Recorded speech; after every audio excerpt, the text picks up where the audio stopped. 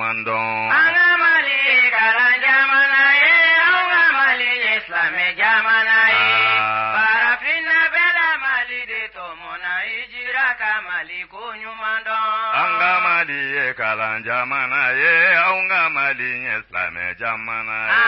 Farafinna bɛɛ Mali de tɔmɔnna, hijira ka Mali ko ɲuman dɔn. An ka Mali ye kalan jamana ye, an ka Mali ye silamɛ jamana ye. Farafinna bɛɛ Mali de tɔmɔnna, hijira ka Mali ko ɲuman dɔn. Ni bɛ diinɛ ɲini, ni bɛ diinɛ dɛmɛba ɲuman de ɲini. Maliba sɛgɛrɛ. Ni bɛ diinɛ ɲini, ni bɛ diinɛ kanuba ɲuman de ɲini. Maliba sɛgɛrɛ. Ni bɛ diinɛ ɲini. Alhamdulillahi rabbil alamin. An bɛ Ala barika da Ala min ye ni waati jira an na. Foli ani tanu ka ɲɛsin lamɛnbaa cɛman ani a musoman bɛɛ lajɛlen ma ni waati na aw fɛn fɛn sɔgɔlen don kunnafoni na jamana kɔnɔ ani a kɔ kan. An bɛ Ala barika da lahala bɛɛ lajɛlen na. An bɛ Ala barika da waati bɛɛ lajɛlen na. Jumadon an bɛ ɲɔgɔn bila waati min an y'a ɲini Ala fɛ Ala ka bi jɛnɛndoya jira an na. Kunnafoni minnu bɛ jamana kunkan ani diɲɛ kunkan aw bɛ se ka bɔ o joona cogo min. Alhamdulillah ni ye an sigilen ye o kɛnɛ kan. An b'a dɔn ka bɔ juma na ka ni waati sɔrɔ. Latigɛ kɔnɔ sanga sigira da caman na. An bɛ dugawu kɛ alisamɛfure bɛɛ lajɛlen ye u ye an kɔ kiti min na. Ala k'o nɔgɔya an n'u bɛ jɛ min na. Ala k'o fana nɔgɔya. Ka bɔ juma na ka ni waati sɔrɔ maa caman ni farilabanaw don. Ni waati in na dɔw n'u ka dimi don soju la. Dɔw n'u ka dimi don kɛnɛyasow kɔnɔna la. Dɔw n'u ka dimi b'a la ka yala an bɛ dugawu kɛ. Kɛnɛya ye Ala de ta ye. Yarabi Ala k'an bɛɛ lajɛlen sɔn kɛnɛya la. Dɔgɔkun kunnafoni dayɛlɛlen ni ye an sigilen ye o kɛnɛ kan. Kunnafoni minnu bɛ labɛn ka lase aw ma ka daminɛ dɛnɛ fo ka se juma na. An bɛ dugawu kɛ Ala ka kumaw fɔcogo nɔgɔya hakili ma ka nɛnkun sabati ni kumakanw ye. Faamako ɲuman Ala k'o di lamɛnbaa kelen-kelenna bɛɛ lajɛlen ma. Nka anw b'o fɔ diɲɛ don o don kuma yɛrɛ nafa kama. Yaasa I ka maa faamuya waati dɔw la fo a k'a sɔrɔ lamɛnbaa yɛrɛ tɛ lamɛnni na ni miiri ni ŋaniya wɛrɛ ye. O tigilama bɛ maa ɲini de la kuma kɔnɔ. O tɛ faamu ɲini sabu ale ni b'a fɛ ka fɛn min ye kuma kɔnɔ a b'o de ye. Yarabi Ala k'an bɛɛ lajɛlen sɔn faamuya cogo ɲuman na. Jamana Ala ka basigi ka bɛn ani kelenya sɔrɔti a kɔnɔ. Bɛn ni kelenya y'an dalagɛsɛ ye don o don. Nka hali bi fitinɛ ani ɲɔnjuguya gansan de bɛ jamana kɔnɔ. Ka da mun kan seli ni sun tɛna ta bɛɛ. Bɔkolotigiya ni a ta bɛɛ. Hɔrɔnya ni a ta bɛɛ. An yɛrɛ dama dusukun ko an tɛ fɛ ka ɲɔgɔn ka hɛrɛ kuma mɛn. Maa si kana don dala jamana kɔnɔ. Jamana in fitinɛ bɛɛ man ni yɔrɔ sɔrɔ wali min tun bɛ n da. O pakura ka bɔ n da. A banna. Ala k'an bɛɛ lajɛlen sɔn hakili ɲuman na. An balimaw a bisimila. Mali de tɔmɔnna, hijira ka Mali ko ɲuman dɔn. An ka Mali ye kalan jamana ye, an ka Mali denw. لبيك فأنت المعتمد. Fɛnɲumani b'a yɛrɛ feere. Agence Alimadina a wulila diliko la. Hiji ani imura labɛncogo ɲuman o de bɛ ani tɔw bɔ ɲɔgɔn na. Aw b'a fɛ ka taa min? Hiji la wa? Aw b'a fɛ ka taa seli an kuntigi Muhammad sallallahu alaihi wasallam ale ka misiri sanuma in kɔnɔ wa? Aw b'a fɛ ka Kaaba munumunu lafiya ani a ɲɛdɔn kɔnɔna na wa? Aw b'a fɛ ka taa Mina, Musdalifa, Jamirat ani o n'a ɲɔgɔnna wɛrɛw la wa? A y'o ko bɛɛ lajɛlen to Agence Alimadina mɔ. Agence Alimadina ale b'i sɔnni sigi fɛn min ka san o san. Hiji ɲɛdɔnbaw ka dɔ fara olu ka ɲɛdɔn kan. Maa minnu y'a kɛbaw ye olu fana ka se ka faamuyali sɔrɔ. Agence Alimadina ɲina ka bɛn hijiden ta hakɛ mɔ. U kɛmɛ ka labɛn bɛɛ lajɛlen tigɛ waasa aw ka se ka lafiya hiji kɛ yɔrɔ kelen-kelen bɛɛ lajɛlen la. Alimadina saga n'a ka waati bɛɛ lajɛlen la a bɛ kunnafoni jɔnjɔ di aw ma. Aw ka se ka hiji faamu wa ni aw sera kɛ yɔrɔ la aw ka se ka lafiya k'aw ka dugawu kɛ a kana kɛ degun kɔnɔna la. Alimadina u ko k'u be dugawu kɛ Mali hijiden bɛɛ lajɛlen ye, Mali silamɛ bɛɛ lajɛlen, Ala k'a se ani k'a dɔn a musaka nɔgɔya an bɛɛ lajɛlen ka se ka taa silamɛya jɔsen 5nan baaraw kɛ ni o ye k'a dɔn hiji ye. Almadina, a y'aw hakili to wuli kuma dɔ ka fisa ni i sen ka di ye. Maa hakɛ min ni olu kan ka ta olu damadɔnnen don. Ni aw bɛ fɛ ka Almadina sɔrɔ, a ye nɛgɛjuru ta k'a ci 20 23 22 06 76 44 42 11 66 85 99 92. Almadina, waati bɛɛ lajɛlen ka kɛ aw sago ani aw dɔngɔ ye. لبيك إلهي يا سند لبيك فأنت المعتمد لبيك إلهي يا سند لبيك فأنت المعتمد Mali Islam jamana ye Farafina bela Mali de tomona hijira ka Mali ko nyuman don Anga Mali kala jamana ye Anga Mali Islam jamana ye Farafina bela Mali de tomona hijira ka Mali ko nyuman don Ambalma waka bidong baru kunafuni famba lo fleni kunafuni la sesewan ye ayira ka fo kena membi sigi san o san anga jamana kuno jamana denw ni fanga ni ɲɔgɔn cɛ maa minnu miirila ka fɔ fanga ka tɔrɔ ni sira u ma n'o bɛ wele ko espace d'interpellation démocratique ɲinɛn tuguni dugukolo ko tɔɲɔ o barika bonyana ka tɛmɛ jalakili bɛɛ lajɛlen kan n'i ye jateminɛli kɛ laɲini min tun kɛra jamanadenw fɛ k'u b'a fɛ u ka lamɛn laɲini 290 bonyango n'i y'olu ta k'u lajɛ 39 tɔmɔna olu cɛ la minnu ni o kɔnɔkumaw nana lase kɛnɛ kan kunungo maa minnu ka damakasi kɛra a kɛnɛ kan a dɔw bɛ an bolokɔrɔ ka fara ministre Mohamed Ali Bachili ale ka seereyaw kan olu bi lase insha Allah.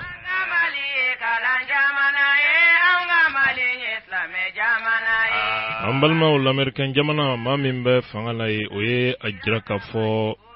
Palestine yahudiyaw ni silamɛw bɛ ɲɔgɔn na yɔrɔba min nɔfɛ ni o ye Jérusalem ye o Jérusalem ka a b'o kɛ faba ye ka di yahudiyaw ma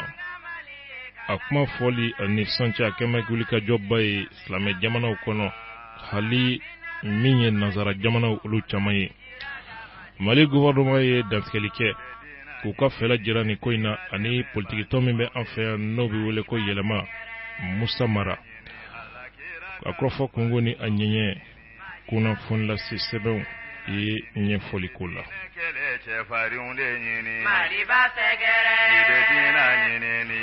An balimaw ka se jamana kunnafoniba caman ma donbaro fanba fila min labɛnna n'a bi lase a denkɛ fɛ Abdul Ɲang nɛgɛw kunna Badra Ali Sidibe ka kuma bonya ka aw lasɔrɔ aw ma kɛ fan o fan denbayaw kɔnɔ baarakɛyɔrɔw la fanga ka baarakɛyɔrɔw ni kɛnyɛrɛye tigilamaw minnu bɛ an lamɛn nin waati in na karuw ni takisiw ni sotaramaw ni duruniw hali an ka bɛnbatigiw maa ti bɔyɔrɔ la ka yɔrɔ sɔrɔ Bamakɔ yan ni bolifɛn t'i bolo fo aw ka dɛmɛ maaw ni n'u bolofɛnw ala ta kɔfɛ a kalifa bɛ aw la aw ka jantuw la maliden minnu bɛ an lamɛn Mali sigidugu wɛrɛw la ka daminɛ Kayi fo Mopti mara kɔnɔ an baaraɲɔgɔn kumasow olu sanfɛ diɲɛ seleki naani kɔnɔna la Amerika, Asie, Océanie, Europe ani farafina fantɔw bɛɛ lajɛlen fɛ aw minnu bɛ an lamɛn ka foli lase a kelenkelenna bɛɛ lajɛlen ma an baden cɛman ani a musoman do kibaru de bɛ fɛzɛlen filɛ aw ye foyi ti aw ma ka aw bisimila k'aw kulomajɔ kunnafoni ani a dalilu tiɲɛ ani alaɲɛsiranya kan an balimaw a bisimila. Nos remerciements vont enfin à tous ces éminents journalistes qui sont aujourd'hui parmi nous. En réalité, leur métier, rechercher et diffuser des nouvelles exactes, rechercher et dire la vérité. Leur métier est un des plus beaux et des plus grands qui soit lorsqu'il est exercé sur le plan intellectuel et moral avec honnêteté. La presse est irremplaçable en tant que facteur de compréhension et finalement de rapprochement, d'entente entre les États et le peuple, par-delà les falsifications grossières les propagandes intéressées et simplistes qui ont tenté de discréditer notre République, vous aurez l'occasion, messieurs les journalistes, de vérifier par vous-mêmes, en toute liberté, l'attachement passionné du peuple du Mali à son parti, à son gouvernement, son adhésion totale à l'option socialiste du 22 septembre 1960, son adhésion totale à l'option socialiste du 22 septembre 1960, parce que cette option, librement faite, est simplement et bien évidemment conforme à ses intérêts, à la situation et aux possibilités du pays. Vous constaterez la grande amitié des Maliens pour tous les peuples du monde. Chez nous, pas de racisme ni de xénophobie. Vous verrez par les tam-tams, les danses, les manifestations de toutes sortes que la révolution en République du Mali se fait dans la joie. Nous espérons que vous emporterez de votre voyage au Mali un agréable souvenir. Ambalmao bismillah tiɲɛ kɛnɛ kan foli ani waleɲuman dɔn bɛ kɛ ka ɲɛsin a kelenkelenna bɛɛ lajɛlen ma. Fanga ka kunnafoni lase sɛbɛn min bɛ yen n'an ko a ma ko l'essor, o ye a jira k'a fɔ UEMOA jamanaw olu ni ɲɔgɔn cɛ tɔn min bɛ yen n'o bɛ kuma fanga ani a ka jamanaden tɔnɔnenw olu ni ɲɔgɔn cɛ. Au ton de Biwele, que le médiateur de l'espace UEMOA jamana segi abe olu de kofo. Au médiateur munumbe UEMOA kono, au ka nyema ba mimbe, jamana nyema président Ibrahim Bokar Keïta ye a bismillah. Au bismillah li kera sibri klese kunje temene kofe. Médiateur de la République munumbe UEMOA jamana segi bela jele kono ayu ka nyema bismillah kuluba. Bismillah kene kan kuluba ye mamunun tumbe o ye présidency yɛrɛ secrétaire général ye Soumeilou Boubèye Maïga ale tun bɛ a kɛnɛ kan. Mali médiateur de la République n'o ye professeur Baba Akibo Aïdara ye ale tun bɛ a kɛnɛ kan. An ka jamana ministre o min ɲɛsin bɛ foroba baara ma n'a bɛ kuma jamana yɛrɛ cakɛbulon olu ni ɲɔgɔn cɛ Madame Diarra Rakitala a fana tun bɛ a lajɛ kɛnɛ kan. Ɲɔgɔn ni kumaɲɔgɔnyaw kɔfɛ o ni jamanatigi président Ibrahim Bokar Keïta ni ɲɔgɔn cɛ Benenkaw ka médiateur n'ale de bɛ kuma délégation tɔgɔ la Joseph Huesu Ɲolonfun a ye kɔrɔfɔ dɔw di ani a tɔɲɔgɔnw o kuma minnu ni u tɔɲɔgɔn minnu ni ani minnu welela ka bisimila Mali médiateur fɛ n'o ye makɔrɔba ye u cɛ la yasa u kana ye espace d'interpellation démocratique n'o ye EID ye o tɔgɔ 22 u ka ye o baara la Mali kɔnɔ Mali médiateur de wele buluma ka o bisimila an fɛ yan. A ka ɲɛfɔliw kɔnɔna la a ye a jira k'a fɔ olu tɛ se ka na o baara kɔnɔna la fiyewu ka n'o baara kɛ sabu olu ye UEMOA o médiateurs ye u kana Bamakɔ k'o baara kɛ ka sɔrɔ u ma se yɔrɔ yɛrɛ tigi ma n'o ye jamana ɲɛmaa ye o kun ka gɛlɛ o de kama wulila kana foli bila jamanatigi la fɔlɔ yanni baaraw olu bɛ se ka daminɛ cogoya minnu na. Bɛɛ lajɛlen b'an ka laadaw dɔn farafinna o tɛ dɔwɛrɛ ye tɛ se ka don du kɔnɔ k'a sɔrɔ dutigi i n'o ma ɲɔgɔn ye o sababu de la u nana jamanatigi yɔrɔ la président Ibrahim Bokar Keïta kana foli bila ale ma ka bonya sɛmɛ a la yanni baaraw bɛ daminɛ cogo min. Joseph Huesu Ɲolonfu a ye a jira k'a fɔ UEMOA jamanaw ka médiateurs a yera k'a fɔ u ye bilasirali ɲumanw de sɔrɔ ka bɔ Ibrahim Bokar Keïta yɔrɔ la. Ibrahim Bokar Keïta ye layidu d'u ma fana k'u hakili sigi u ka baara la sabula maa min don o kuma jamana ɲɛmaa président Ibrahim Bokar Keïta a b'a dɔn tigitigi EID ko ye fɛn min ye n'o ye espace d'interpellation démocratique ye jamanaden tɔnɔnen minnu bɛna u dama kasi san o san fanga na. Président Ibrahim Bokar Keïta ye kuma min fɔ olu ɲɛna o de ye k'a fɔ baara in u ka kɛ ni cɛsiri ye u ka kɛ ni a kɛcogo ye. O kɔfɛ Mali kɔni ye nin ko min sigi sen kan n'o ye espace d'interpellation démocratique ye o kuma baara in a kɛcogo bɛ boli sira fɛn o fɛn kan u k'u jija ka baara kɛ a ɲɛ kan. O hukumu de kɔnɔna la dalu min bɛ o la olu bolo ale kɔni miirila k'a fɔ an ka farafin jamanaw la ni ɲɔgɔn na kɛnɛ o kuma ka se ka fanga ministriw ani fanga tigilamaw ka se ka u sigi joona bonya kɔnɔna la o kɛnɛ o ye kɛnɛba ye o kuma jaabi jɔnjɔn olu fana ka se ka di maaw ka degun an'u ka tɔɔrɔw la o kuma ka ɲɛsin an ka jamanadenw ma o bɛɛ bi kɛnɛ a bonya ani a nafa jira nin bi taa jamana yɛrɛ ka yiriwali sira de kan sɔrɔko nasira la yiriwa tɛ se ka sabati cogo si la ni kumaɲɔgɔnya ma sabati jamana marabaw ani jamanadenw ni ɲɔgɔn cɛ Benin médiateur ale ka ɲɛfɔli la Mali yɛrɛ espace d'interpellation démocratique ko kɛrɛnkɛrɛnlen jumɛn bɛ o la n'o ye a damako ye o ɲininkali jaabi kɔnɔna la Benin médiateur ni magistrat do Ɲolonfu a ye jaabi min di a ko Mali yɛrɛ ka ni espace d'interpellation ye démocratie yɛrɛ tabiyaw de jɔlen bɛ a kɔnɔna la ni dun y'a ta k'a lajɛ ministrew bɛɛ lajɛlen ni o ɲɛmaya bɛ di premier ministre ma olu bɛɛ lajɛlen de bɛ wele kɛnɛ kan Mali kɔnɔ ka sigi joona o kuma yaasa ka jaabi jɔnjɔn di jamanadenw ma u ka dusukasiw la an'u ka hajuw se ka jateminɛ cogo min o kuma gouvernement min bɛ a yɛrɛ bila a ka jamanadenw sagoya la tile mun bɛ bɛɛ lajɛlen kɔnɔ nin cogoya la o gouvernement ni foli ka kan o sababu de la u nana ka foli kɛ ani ka bonyamasigi kɛ ka ɲɛsin Mali jamanatigi ma ka ɲɛsin Mali médiateur ma ale min ka baara ɲɛsin bɛ nin ko labɛnni ma an balimaw espace d'interpellation démocratique pour que ka don a kɛnɛ yɛrɛ kɔnɔna la a kɛnɛ dayɛlɛ la cour suprême o cour kɔnɔna la a kɛra kunungo dimanche kɛnɛ a ɲɛmaya tun bɛ premier ministre bolo Abdoulaye Idrissa Maïga ani gouvernement ministre caman olu bɛɛ lajɛlen tun bɛ a kɛnɛ kan baara yɛrɛ ɲɛmaya tun bɛ maa min fana bolo o kuma n'o ye baaraw yɛrɛ ye travaux o ye Tunisie jamanaden dɔ ye prix Nobel de la paix do Abdel Sattar Ben Moussa ale de tun ye président du jury ye ɲinɛta kɔnɔna la jamana institution ɲɛmaw jamana fangabulon olu bɛɛ lajɛlen tun bɛ nin lajɛ kɛnɛ kan ka ɲɛsin chef de mission diplomatique ma ani diɲɛ selekena ni tɔnbaw olu ka maaw tun bɛ kɛnɛ kan o kɔfɛ invité olu caman fana tun bɛ yen minnu sigira nin kɛnɛ kan UEMOA jamanaw ka médiateurs olu fana tun bɛ a kɛnɛ kan u welela Mali médiateur de fɛ ka na ye nin baara la n'o ye Baba Akiba Aïdara ye ale yɛrɛ ka dantigɛli discours kɔnɔ a ye foli kɛ ka ɲɛsin tɔw bɛɛ lajɛlen ma o kuma min bɛ tali kɛ ɲinɛnta in na sa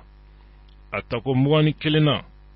dossier min ni o enregistré la maa minnu ye laɲini kɛ k'a fɔ ko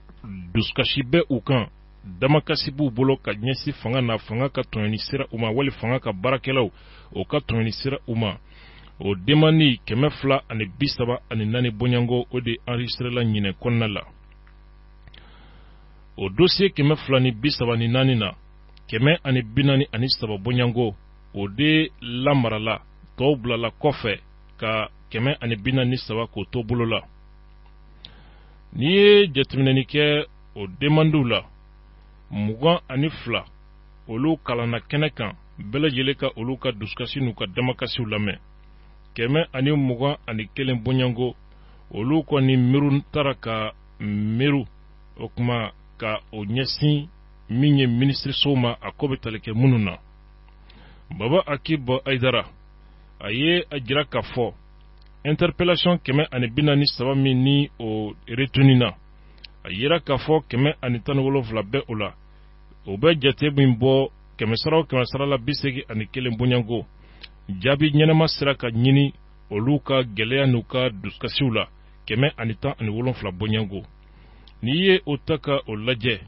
interpellation 22 bɔɲango min ni olu kalanna o kuma décembre kalo 2016 olu bɛɛ lajɛlen bɛ o kɔnɔna la 22 bɔɲango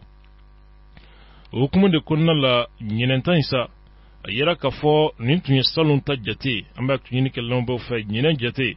demande 219 bɔɲango o de enregistré la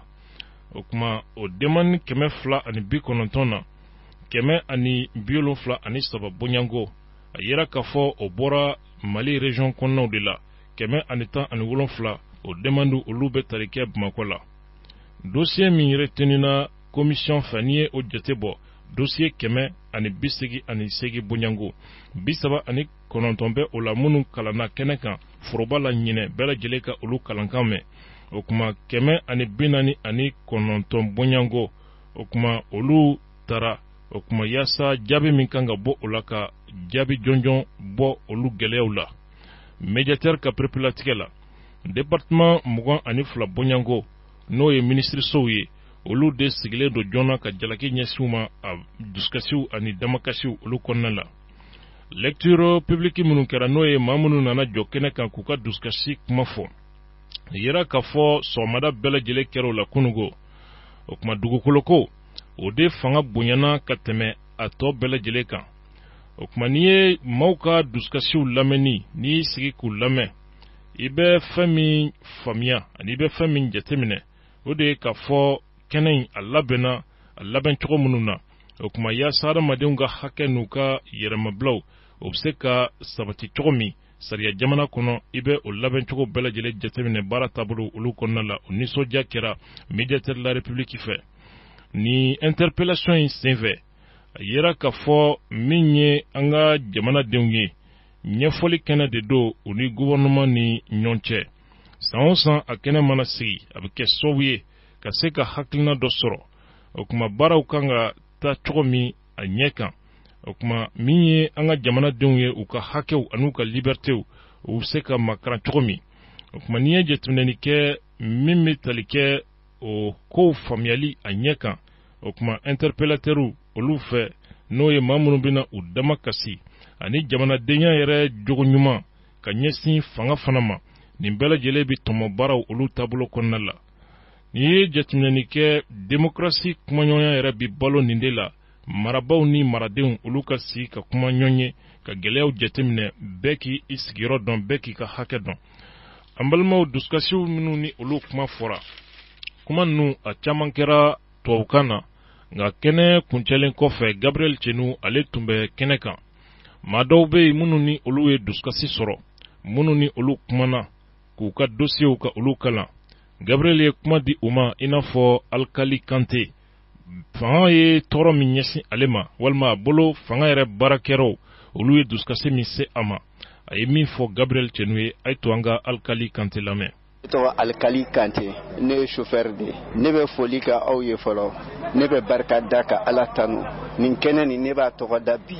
ko fantanw ka hakɛ ɲini yɔrɔ parce que bi ne kɛra ne kan ne ye n ka justice bɛɛ kɛ ne ma gagné n ma se ka n kun fɔ yɔrɔ sɔrɔ n ye radio n ye médiateur ka kumakan mɛn ni binkiri ka jo do tiɲɛ bi i bolo i kana ni ka dalu ye Ala y'a kɛ n y'a mɛn 2012 o y'a sɔrɔ ne ka yɔrɔ cira n bɔra n ka yɔrɔ kɔnɔ 2012 n taara ka taa n ka dossier d'u ma papier mun fana ye yɔrɔ minɛ ne la a tigi ne ka yɔrɔ ye falajɛ de ye falajɛ plan bɛ yen an ka yɔrɔnin de kɔni bɛ yen mɔgɔ 40 ani mɔgɔ 3 a vierginin bɛ yen mais a bɛɛ jɔlen don ambassade koro yɔrɔ la o de tɛ plan approuvé kɔnɔ n'o tɛ falajɛ plan ba yɛrɛ la a bɛ a kɛnɛ lankolon bɛ Ali Bamako de jɔtɔ o mun ka to ka Ali Bamako o jɔ o ye Ali Bamako titre global d'état n'o ye 11239 n'i taara domaine na o bɛ domaine na ye mais u ka titre individuel minnu bɛɛ kelen-kelen mun bɛ taa bɛn an ka ne ka parcelle ma a tɛ yen donc olu ka plan yɛrɛ la notification t'u bolo lettre t'u bolo permis t'u bolo décision t'u bolo titre situelen don Sogonikɔ alors que anw ne ka yɔrɔ ye falajɛ de ye falajɛ bɛ yen a plan a bɛ plan kɔnɔ a tɛ yen mais interpellation na ne nali mun kɛra interpellation na depuis 2012 2014 a yirala ko ka plan ka approuvé dossier kun kan ka segin ka na interpellation mɔgɔw yɛrɛ de fɛ yan ka ne ka jaabi di ne ma ne sigilen bɛ ka n ka jaabi o de kɔnɔ hali bi ne ka jaabi o ma di ne ma interpellation mɔgɔw yɛrɛ de ne wele ɲina dossier déposé waati a ko Kante k'e ka dossier mɛnna an m'i ka dossier suivi sɔrɔ yala i yɛrɛ b'a suivi kɛ la wa n ko awɔ n b'a suivi kɛ la ko bon k'i yɛrɛ bɛ se ka na médiateur fɛ yen wa n ko awɔ n ko n bɛ se ka na n ko ne bɛ n ka hakɛ de ɲini n kan tɛ dɔwɛrɛ ma n ka hakɛ. Yala ni situation nin sɔrɔla e ni jɔn kelen de cɛ. A sɔrɔla ne ni Mohamed Lamine Aïdara de cɛ. Mohamed Lamine Aïdara aka papier comme ko papier non ne ka papier bebe ne bolo ya falaje ne permis sara fo ka ta chiachi sara a carton bene bolo ya ka ta réquisition kala domaine ya ira bene de fenen togola abe alkal kanté di togola atem ko wara ci togola bo aka titre numéro ko 11239 o seconde ko titre global aka titre individuel o bena 19644 o te ta bene ka partiellement falaje donc a réquisition de ko oka kene wuli kiri la ko ne ka bo yoro la ko titre ina ka ta donc ne bora yoro la 2005 aya dam 2005 premier sensi ne perdi la 2007 cour d'appel ko titre ba bolo ko ne ka bo yoro la 2009 cour suprême fene ko titre ba le bolo ko titre ina ka table ko ne ka bo yoro la ka dama donc médiateur de fait c'est ça segera ka yira ka titre mu foleno o yesugunu ngodi o titre o numéro ere mu ba bolo ke e bora titre global muna no 11239 o barakera 2001 quand on sigilin to yi falajay ne bi ka yoron la depuis wati ne asoro depuis en 96 mairie fait ere quasiment de kuno ne ndali mun kara ka bo gabo nkonte yoro si semblé ere quasiment c'est fait la entran to sebe mairie la afenge be ku mbula ne ka fembe be carnet de famille afleri carnet de famille nyata depuis 96 ko bo ko ya robina ere quasi ni ere quasiment bana aw mu ye demande ke ni mun kara asoro fenyi afora abara ni mun ka asoro fenyi ko ni be demande ke kabla ni ko ni asoro iba warsara ni ma soro ya bani ala ya ke nya demande ke uyun wole ko nya soro na nya sara nya warsara ka sojo mo bisaba ani mo shegin de kuma dukono a jole no ka ban robina wo kura wa facture a bébé ne ka papier baye falaje mais ale ka papier ne ra ka papier fenyi ko ale bora tefu global mu ngono 11239 no sugo ngo tefu baye au barakara 2001 et à 19644 au taraye 97 et bora muna ka haketo jobe bega hakenwa iko ni bora muna an fon fule ne ko na on me kala o yibaye imanga qur'ani oshi o barakara 2001 ka on sigilin toy wira go ako au garsigara ko parce que jamana sefa be dun jamana muna ku bina suguba mu jo ka bina jo au krefeya o kala en 2001 an ne ni yiro so depuis 96 be du ko nay nga dimaya be qur'an be urubina be o barakato ale ko ale asoro olumo de fait o dun kara 2001 mais ni tra ka domaine na ni tra réquisition ka 19644 nika domaine ba yira ka be sugunu go keren yala anana ni kuma kan ye ke boy ka yoro la ka kisawa anana ni kuma kan o ye anye kirimu go comme kiri re mata yoro si aya ka titre de yira tribunal la kane wele kata tribunal la de awasoro lettre perum bene bolo ugo ko no comme mali sharia ye mu fo ni titre bi ibolo ko tise kele mari sharia o fo ni titre mu kele do jelia la nyumana a tise kele mais titre mu kele do yurugu ni namara ni fauna ni o fenen dona on fenen fanta on fenen ba yira o fenen ko o fenen o ya o ta on fanta na botu ko mina o fenen ko o fenen yira on fenen na ani awa titre ni ameke jeale kama atise ka lettre ni a fembe bene kunya nye eta ka war besra domaine na district yere la antara wasoro karamanya gouverneur wati wa binani yo sara fengala domaine eta ka wa biduru ibo sara district la domaine eta ka kesi bancaire ya numéro de nema war yere masara domaine na ibita sara BM sala wa binani tara sara be receive pour que nga perimu lettre dia am tra changer ka ke chiachi be wa mu kan fenen dawo ka ubo original mina ko blay al ni tara domaine na sa ko livre ba ne photo de ba kan ga chantier de ba kan L43 de ka placer L4 kuma kan laba jme be bolo kuma kan laba mu bene bolo ne ko teni ngo mediateur ni o ya atwa ne ko ba fo mediateur ni ngara fantan kuma dandi ci ka fo jamana ka jo parce que ka damne premier ministre la bi fo ka gouvernement a bébé o ko no gouvernement ka mamuru be à l'assemblée président a bébia ne ko be mu fu unyana ambe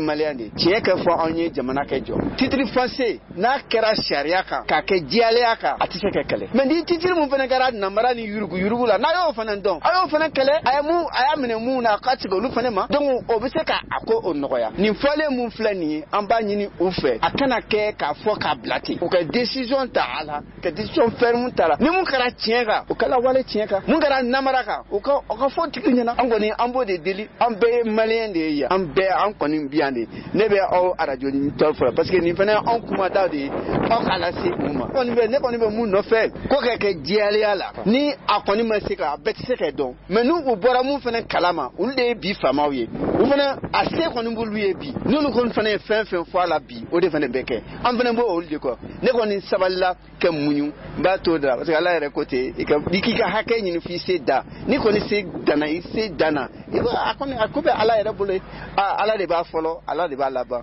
an bɛɛ filɛ nin ye cogo min na an bɛɛ bɛ tila ka segin ka taa ala de fɛ yen an bɛɛ bɛ taa ɲininka i ye baara mun kɛ i ye kawale mun kɛ bɛɛ kɔni kɛ baara kɛ i sen na namaratɔ mun b'anw senkɔrɔ la n'u bɛ titiri ta ka titiri ta quartier wɛrɛ ka taa quartier wɛrɛ kɛlɛ olu de bɛ se k'a bali u k'a fɔ an ka juges fana ɲɛna ni kiiri kɔni bɛ kɛ yanni kiiri ka tigɛ parce que n'a fɔra ko kiiri kɔni kɛ ko kiiri kɔni tigɛra ko foyi tɛ se ka kɛ bilen a tɛ se ka yɛlɛ o ye kiiri mun kɛra jɛlenya la mais ni mun fana bɛ kɛ jɛlenya la a yera tiɲɛ yera tiɲɛ ni nkalon o de fɔra ala y'o de fɔ tiɲɛ ka fɔ jamana ka jɔ. an balimaw ni maa min ye i sigi ka nin ka kuma lamɛn ni si bɛ yɔrɔ min a ye kuma dɔ fɔ kuma in ka dɔgɔ maa caman ɲɛna nka kuma in ye kumaba de ye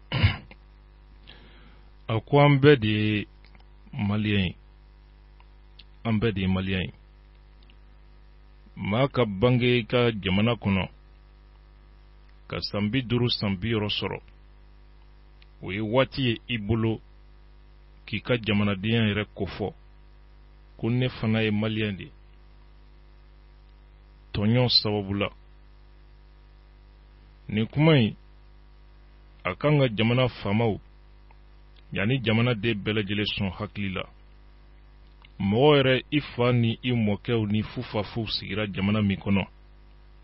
i yɛrɛ ye ɲɛnamaya kɛ jamana min kɔnɔ ka denw ni mɔdenw sɔrɔ i si jɛlen o wagati hali bi i bɛ kɛlɛ la i ka jamanadenya de ka lakodɔn ko an bɛɛ de ye maliyɛn ye ka da mun kan fɛn kɛr'i la fɛn min tɛ kɛ hali ma kan ka kɛ hali dunan na ka bɔ fanga yɔrɔ la kuma tɛ jamanaden halala ma nin b'a yira k'a fɔ tɔɲɔ a barika bonyana ka se hakɛ min na an balimaw Gabriel Cenu ye maa filanan min ɲininka ni tɔɔrɔ sera ale fana ma ka bɔ fanga baarakɛlaw yɔrɔ la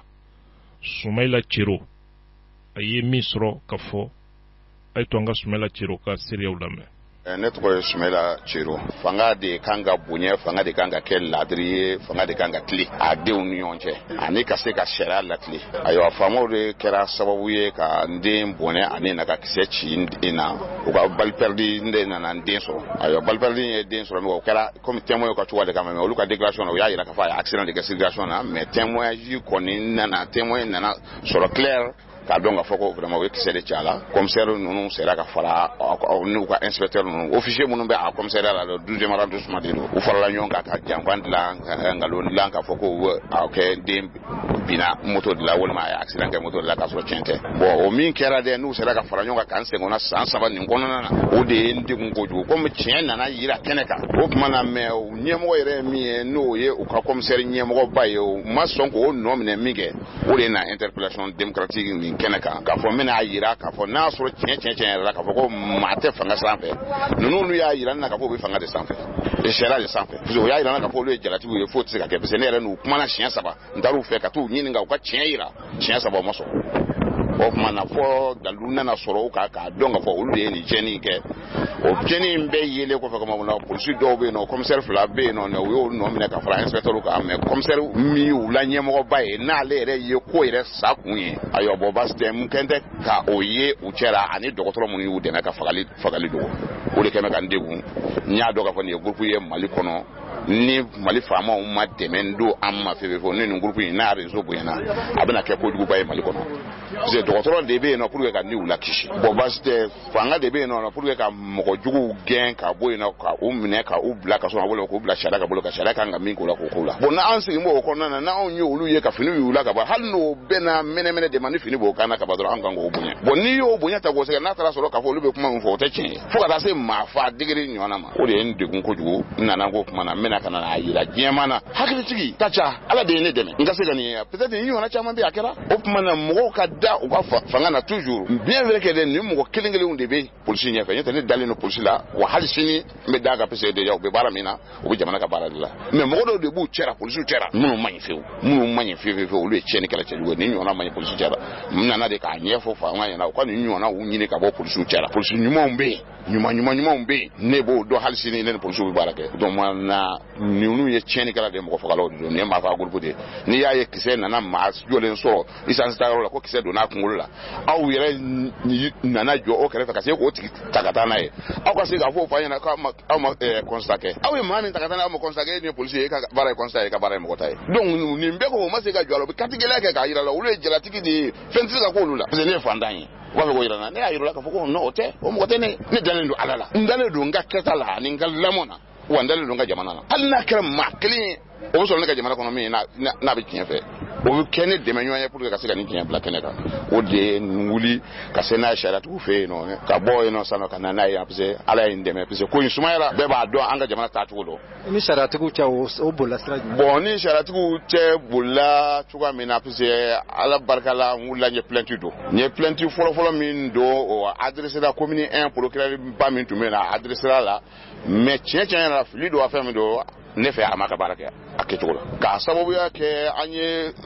anga avoka lettre min chama lettre ni adresse 12e yere de la ko enquête ke commissaire to ko donana ka fo uye ma fa mo fa baraka ka ma fa do ne sere ko lettre di o mo kele o maka baro nyebe soro o man wele kalo shegi ko fe o ko an soro ka wulo la ka ta Daniel de procureur général de la République a so levé Daniel Tsunge vraiment aya ka baraka ale de ndeme nya fa ido ma masugo robele général police directeur général wele ka date lo ko robele ka dossier blakata bijila ka foko kata eno andara bijila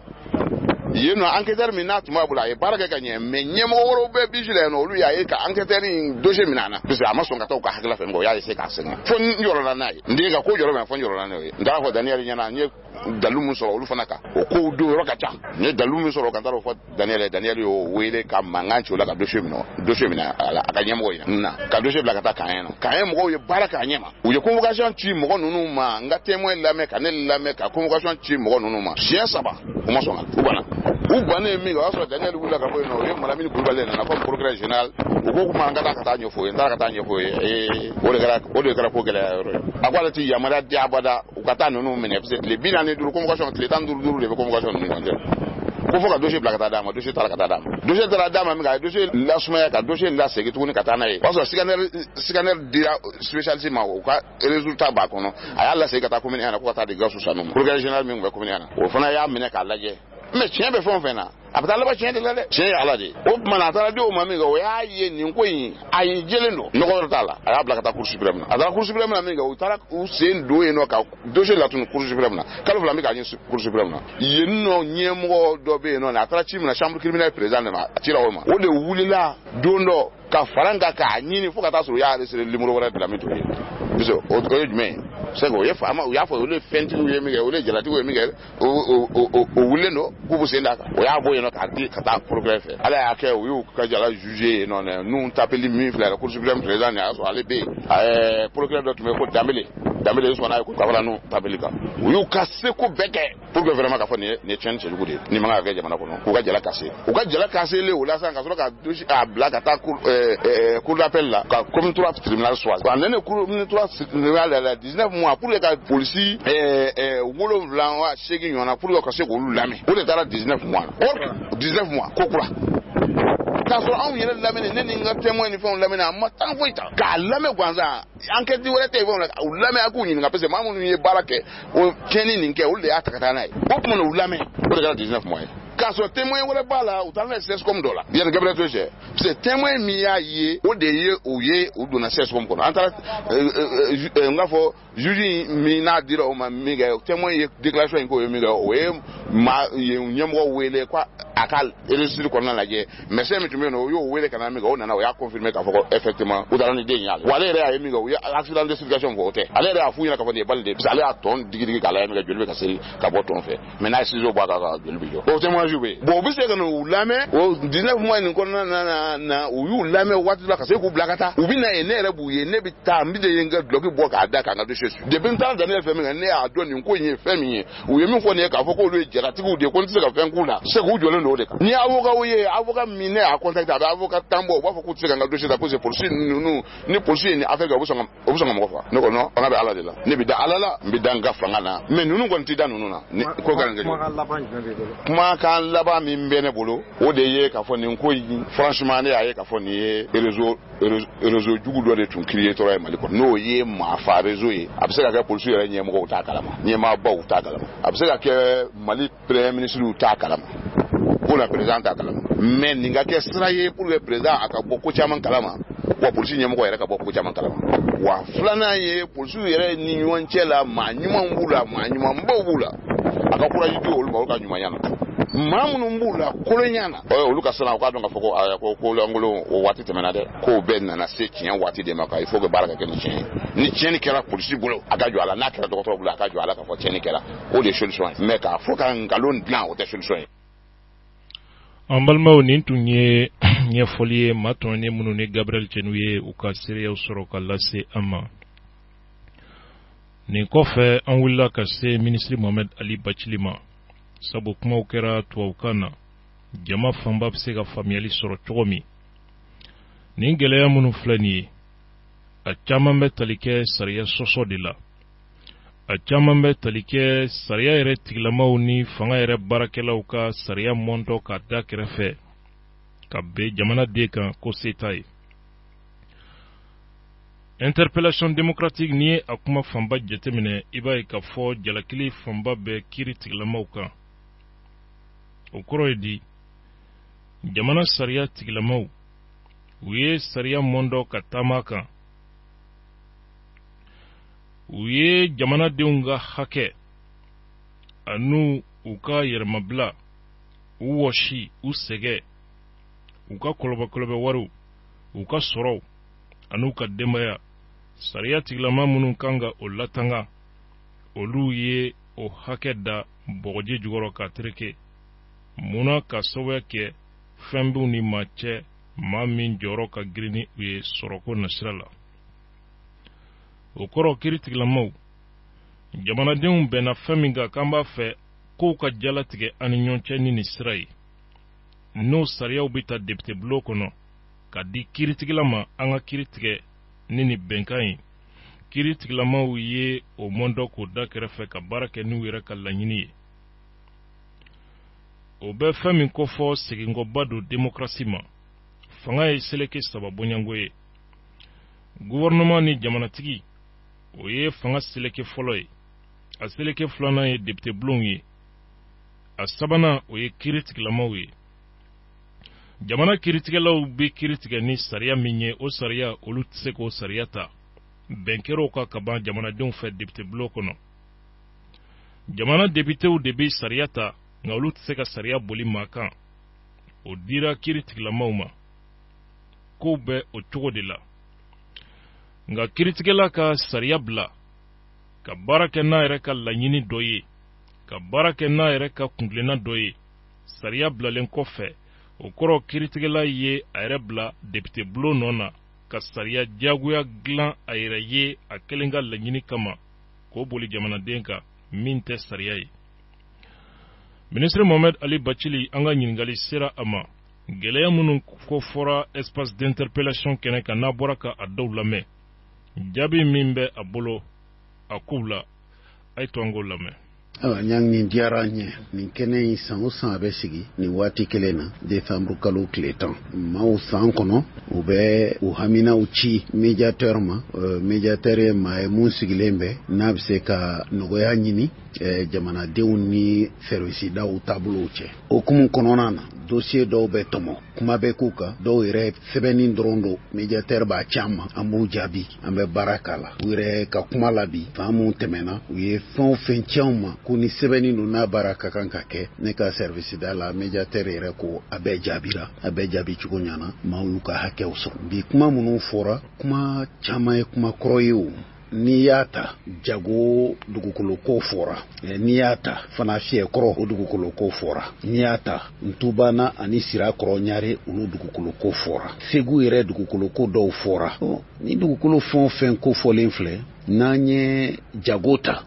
ko titiri bɔra jago dugukolo ko ka a di faya immobilière ma a dugukolo kɔnɔ misiri b'a kɔnɔ sescom b'a kɔnɔ kaburudo b'a kɔnɔ dugutigi bulon b'a kɔnɔ an'u ka laadalafɛnw bɛ mara yɔrɔ min titiri sariya yɛrɛ la yɔrɔ si man kan ka kɛ titiri ye ni sɛgɛsɛgɛli ni ɲiningali ma k'a la k'a dɔn dugukolo in ni mɔgɔ bi se ka a fɔ nin kɛnɛ mun na a ɲinina k'a bɛ kɛ titiri ye mɔgɔ mun y'a ɲini ka kɛ titiri ye n'o ta don n'a ta tɛ ni mɔgɔ wɛrɛ sɔrɔla mun b'a fɔ ne ta don o ta mana k'a ye sira mun na o k'o fɔ o bɛɛ ka dɔn ɲiningali ka kɛ sɛgɛsɛgɛli ka kɛ fɛn bɛɛ ka ɲɛ o ma se ka kɛ kolo kara kɛ titiri ye dugutigi t'a kalama maire t'a kalama ni si t'a kalama sariya dun bɛ mun ko fɔ ni sariya ko ka nin papiye nin dilan ko n'a dilanna papiye in a bɛ nin mago de ɲa tɛmɛsira o tɛmɛsira ni sariya yɛrɛ y'o fɔ ko papiye ka kan ka dilan ni ka kan ka tɛmɛ o sira fɛ o tɛmɛsira fɛ ko o ye wajibi de ye o ye wajibi ye ka da mun kan o tɛmɛsira nin bɛn kɛr'o de kan ko ni maa o maa y'o sɔsɔ a b'i komi n'i y'a ɲini ka balaw don dugu kɔnɔ tɛmɛsira in ka dɔn pour que a ka jɛya bɛɛ ma ni fɛn o fɛn k'i y'o dilan o sɔsɔli kɔnɔna na sariya ye mun fɔ o sɛbɛn o sɛbɛn bɛ dilan sɛbɛn yɛrɛ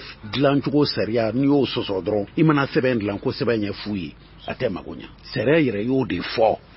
ni o kɛra maa minnu y'o sariyaw sɔsɔ n'a tun kalifalen b'u la k'a fɔ nin baara y'aw ka kan k'a kɛ nin sariya in de kɔnɔ anw ye plainte kɛ u bɛɛ kan k'a fɔ u ye sariya sɔsɔ ka taa papiye dɔ bɔ papiye mun n'a ma dilan ni sariya yɛrɛ ka dilan cogo kofɔlen ye n'a kɛra u yɛrɛ sagona ye ka nkalon tigɛ ka tila ka taa papiye in nabɔ ko titiri don titiri tɔgɔ b'a kan nka a dilan cogo ye titiri sariya bɛɛ sɔsɔ ka taa titiri tɔgɔ t'a kan tɔgɔ d'a kan k'a ɲini ka titiri fanga di papiye in ma k'a sɔrɔ a dilan cogo dun ye titiri sariya bɛɛ sariya yɛrɛ ma sɔn o de ma minɛ an y'o plainte porte service da mɔgɔ minnu y'o baara jugu kɛ an ye plainte porte u ni minnu jɛra k'a kɛ an ye plainte k'u kan mɛ o mɔgɔw dɔnnen don Bamako u dɔnnen don Mali kɔnɔ u b'a fɔ Amadi Kindi Bacili Pima mɔgɔ wɛrɛw bɛ yen koyi Adi Ɲangado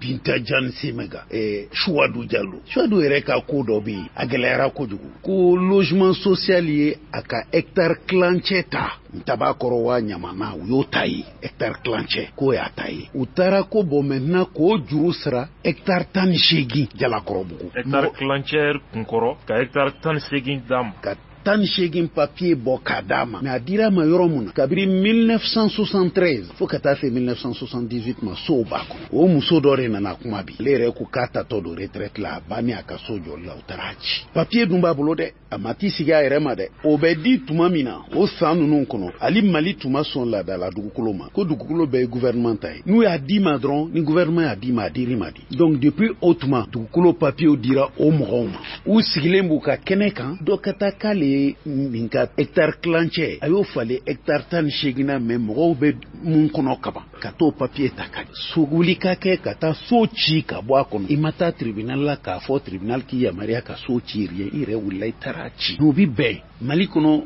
o de y'a kɛ an b'a fɔ an ka sariya kɔlɔsi sariyatigɛlaw donc o y'u ka rentrée kɛ koyi u ye mun fɔ ko sariyatigɛla mɔgɔ man kan ka a wajibiya ka foyi kɛ fɛn kelen mun n'a bɛ se ka wajibiya k'o kɛ o ka kan ka sɔrɔ sariya yɛrɛ batoli ye n'o tɛ député o président o mɔgɔ si kan'i da don sariya tigɛ cogo la mais o ka sɔrɔ fana sariyatigiw fana sɔnna ka sariya boli a cogo la k'u labila u ka sariya boli u yɛrɛ ma bɛɛ sɔnna ma o mɔgɔ si ma ban mais ka boli fo ka taa bɔ sariya kɔnɔ k'a kɛ yɛrɛ sagokɛ ye u fana ko n'o kɛra an b'a fɔ bi an b'a fɔ sini o de kumaw bɛ ka na ni nin bɛɛ ye parce que nin plainte fɛn o fɛn portera nin ye Amadu Kindiw kan service da mɔgɔ minnu ye nin papier lankolon dilan ka d'u ma gouvernement yɛrɛ ka kan ka mun di conseil des ministres ka kan ka mun di u ye conseil des ministres bolo bɔ o la gouverneur ni préfet y'o ta k'o kɛ conseil des ministres place la o bɛ ka kɛ jamana mun kɔnɔ ko k'i makun o kan ko ka jamana dilan o kan wallahi an bɛ se ka ɲɔgɔn nɛgɛ mɛ a tɛ dilan n'i y'a fɔ k'i da bɛ se ko bɛɛ ma mɛ an bɛɛ ka jamana don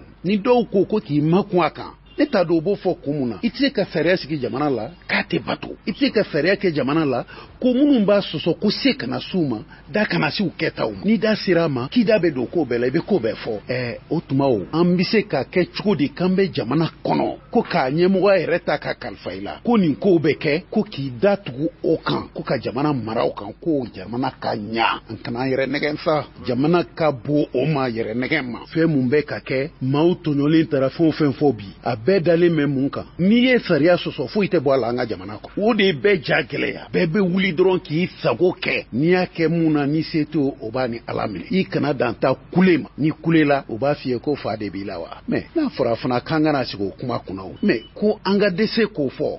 ne yɛrɛ bɛ n yɛrɛ ɲininka quoi ko fila don an t'an ka jamana fɛ wa an tɛ siran ala ɲɛ puisque ala fana bɛ yen koyi jamana kalifari la i pilasi nɔfɛ n'i dɛsɛra k'i tɛ tiɲɛ fɔ n'i dɛsɛra ko i da tɛ don e dun nana ko ka i da bɛ jamana marali la mɛ a ko gɛlɛya yɔrɔ ko i da kana se o tiɲɛ ma o tuma an bɛ mun fɔ bi EID ne ye mun faamu a kɔnɔ walahi dossier fɛn o fɛn tɛmɛna bi ni sariya bɛ jamana o jamana kɔnɔ dossier kilancɛ kun tɛ tɛmɛ munna k'a fɔ bɔn a ye papier filɛ nin ye titre bɛ dilan nin cogo de la u ye titre dilan cogo sariya sɔsɔ donc titre mun bɛ yen titre lankolon don koyi a y'a fɔ ko fo don mais Bamako yan o dɛsɛra k'a fɔ parce que jɔnw bɛ kɛnɛ kan jɔnw bɛ wele o kɛnɛw kan Amadu Kindiw don u n'u ka nafolow don u n'u don yɔrɔw don kiritigɛ yɔrɔw la mais ne ye avocat ye o ne delila ka Kindi jɔlen ye avocat lama tribunal kɔnɔ a b'a fɔ mɔgɔw ma ne yɛrɛ ni y'i ka fɛn ta n b'a kanu i kan wele yan ni ne wele yan i tɛ se na yan bi lahi n yɛrɛ jɔlen bɛ tribunal kɔnɔ a bɛ k'a fɔ juge tɛ yan mun bɛ se ka ne la perdu o tɛ yan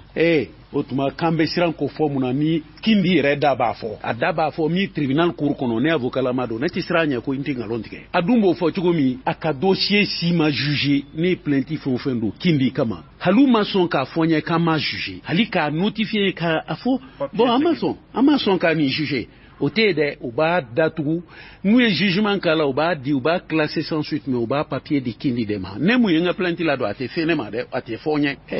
o tuma ko jamana yɛrɛ ko fɔlen bɛ sariya de kɔnɔ n'i y'a mɛn ko Mali constitution de ye Mali ko fɔ sariya de don diɲɛ jamana tɔw ka sɔn a ma an ye sariya de kɛ ka jamana ko fɔ an y'a labɛn ni sariyaw de ye jamana yɛrɛ taabolo ye sariya de matarafali n'an ko an bɛ jamana fɔ ni sariya ye hali jɔyɔrɔ mun n'an b'u di an yɛrɛ ma ni ko ministre ni ko juge ni ko premier ministre ni ye fɛn o fɛn fɔ jamana kɔnɔ ko sariya dɔ de b'a kɛ jɔyɔrɔ ye donc n'o sariyaw bɛ marché ka jɔyɔrɔw di mɔgɔw ma munna mɔgɔw cɛ la sariya minnu bɛ yen o tɛ se ka boli a cogo la kuma bɛɛ bɛ yen de kuma bɛɛ bɛ yen ne yɛrɛ b'a dɔn ko jamana in kɔnɔ nin kuma ninnu a fɔli man di mais an ka tiɲɛ fɔ n'an b'a fɛ ka bɔ gɛlɛya kɔnɔ tubabu ko ni farigan b'i la thermomètre mun bɛ farigan yɛrɛ juguya fari kalaya jate minɛ ko n'i y'o kari ka fili ko tɛ farigan ban dɛ n'an y'an makun an ka nin bɛɛ kan a bɛ ɲɛnabɔ cogo di tiɲɛnikɛlaw yɛrɛ ɲɛna an makunnen o kɔrɔ ye de an tɛ farinya ka haliw sɔn fɔ jamana kɔnɔ tugun olu b'u ta kɛ kɛnɛ kan u bɛ bi mɔgɔw kan k'a ta kɛnɛ kan nka k'a fɔda kana ye mɔgɔ kun nin dun bɛ kuma lamu ne ye kumana u bɛ t'i ni président bila ɲɔgɔn na n'i kumana u b'a fɔ k'u b'i ni premier ministre bila ɲɔgɔn na n'i kumana u b'a fɔ i bɛ tan mais o tuma jamana in sigira k'an ka nkalon de kɛ ka an na marché ni ɲɔgɔn cɛ ayiwa ni mɔgɔ min tɛ nkalon tigɛ k'o tɛ se ka baara kɛ jamana in kɔnɔ o ye nkalon ye koyi tiɲɛ fɔlaw bɛ yen an b'an ka tiɲɛ fana fɔ jamana in kɔnɔ a mara kɔnɔ a bɛ fɔ a diyaraw a ma diyaw o bɛ fɔ il faut que mɔgɔw ka sɔn o ma an bɛɛ tɛ se ka don nkalon na dɔw nata kama olu de bɛ nkalon tigɛ a papier nata tɛ ne kan a tɛ n den kan a dugukolo n t'a ta tiɲɛla n t'a sɔrɔ a wari tɛ n kun n ka mago t'a la mais pourquoi ne bɛ don nkalon na u nɔfɛ n bɛ nkalon tigɛ n ka jamanadenw ye olu n bɛ nkalon tigɛ mɔgɔw dalen na tuma min ko n bɛ nkalon tigɛ k'olu kɔ sutura mɔgɔ yɛrɛ ka kan k'o sutura an ka tiɲɛ fɔ jamana in bɛ ten EID nin maaw nana u bɛna san o san u bɛ kuma mais ni ne ɲininka caman bɛ ka bɔ a la dɛ nin bɛɛ fana ye ko kɔrɔbaw de ye kuraw tɛ donc an bɛ se k'a fɔ taabolow bɛ ka yɛlɛma parce que fɛn dɔw bɛ yen kunun maaw tun bɛ farinya k'a kɛ bi u tɛ sɔn mais ko mun tiɲɛna ni halisa a tigiw banbannen bɛ k'a fɔ nin yɔrɔ ka d'u ma u ka hakɛ ka d'u ma maaw k'i kɔfilɛ o la u bɛ mun fɔ maaw ka kow ta ni responsabilité mais pourquoi jugement fana tɛ kɛ ni responsabilité pourquoi jugement tɛ kɛ ni responsabilité o tɛ fɔ ni a tiɲɛna ko mɔgɔw de kana wuli olu k'i mada i dun mana to mada la i bɛ tile taama la bureaudaw la mɔgɔ t'i reçoit a t'i ɲɛnabɔ mais k'e kana mankan wuli n'i ye mankan wuli k'o de man ɲi jamana ma d'accord kojugukɛ de man ɲi jamana ma wa mun bɛ mankan wuli parce que juguman kɛr'u la olu de man ɲi jamana kuma bɛ yen de wa ne b'u jaabi ne kumaw mɛn o mais kuma mun bɛ yen halan bɛ démocratie mun fɔ ni 1789 tubabuw tun ma muruti n'u tun ma ban an kun tɛna démocratie in fɔ tubabukan na dɛ olu banna de u banna u murutira u k'u t'a la mun b'i jɔ bi k'u bɛ démocratie fɔ u bɛ nin kalama o mais munna olu ko an ka mɔgɔw ka kɛ i ko wulu n'i y'a gosi i mana wuli ka taama a bɛ tugu i kɔ an tɛ kɛ jamanaden dɔ ye sa an ka bɔ jamana jɔnya la Mali ye citoyen jamana de an tɛ sujet ye koyi sujet ye mun ye marafɛn citoyen ye mun ye jamanaden a n'a ka droit mɔgɔ jɔn bɛ taa wali misiri ni kaburu dɔw ta ko damatɛmɛ t'o kɔnɔ o damatɛmɛ tɛ se k'a fɔ ko fo ni minnu wulila k'u ma sɔn o ma k'olu de ye dama dansago ma sɔn ka kaburu dɔ ka taa ma sɔn ka misiri ka taa n'i y'o kuma fɔ ɲɛmɔgɔ dɔ bɛ bɔ o b'i jɔ ko non ko k'a kɛ avec responsabilité ne ko n ka kungo fɔ jugew ye t'a fɔ jugew ye k'u ka baara kɛ avec responsabilité jamana y'u ta sariya kama sariya ye responsabilité de n'o bonyana o responsabilité donna a taara ta sira ne ma da la ma mais n'i siranna olu ɲɛ k'i b'i ɲɛsin i ka jamana la ko jamanadenw kana kuma u k'i mada quelle que soit la décision du juge k'i da kɔrɔ ne b'a fɔ i ma tiɲɛ fɔ ne ye sariya kalan ko ye n bɛ ka mun fɔ ni sariya juge yɛrɛ wajibiyalen don sariya de fɛ n'ale bɔra o wajibiya kɔnɔ k'a b'a yɛrɛ sago kɛ walahi juge n'a ye dan sago mɔgɔw bɛ muruti u kana baga mɔgɔw ma u ka kuma kumakan laban bɛ ne bolo Mali kɔnɔ o y'an ka ɲɔgɔn faamu ma n'i degunna n'i b'a fɛ ka degun ban yɔrɔ mun n'a bɛ digi la f'i k'a ko fɔ Mali kɔnɔ fɛn caman bɛ yen